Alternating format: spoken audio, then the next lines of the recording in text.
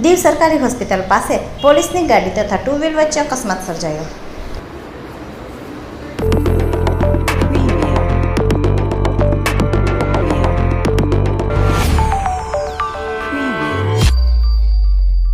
કેન્દ્ર શાસિત પ્રદેશ દીવ ખાતે રોડ રસ્તા ખરાબ હોવાથી લોકો રોંગ સાઈડ વાહન ચલાવતા હોય છે, જેને લઈને અવારનવાર અકસ્માતો સર્જાય છે। આજે પણ બપોરે દીવ પોલીસની 4 વ્હીલ ગાડી અને 2 વ્હીલ ગાડી વચ્ચે અકસ્માત સર્જાયો। અકસ્માત સર્જાતા 2 વ્હીલ ગાડી સવાર પ્રથમ રહે જૂની ફિશ માર્કેટ પાસે તે રોડ પર આવતો હતો અને પોલીસની ગાડી હોસ્પિટલ જતી હતી, ત્યારે સરકારી હોસ્પિટલના ગેટ પર જ બંને વચ્ચે અકસ્માત સર્જાયો હતો। 2 વ્હીલ ગાડી ચાલકને તાત્કાલિક હોસ્પિટલ ખાતે ખસેડવામાં આવ્યો।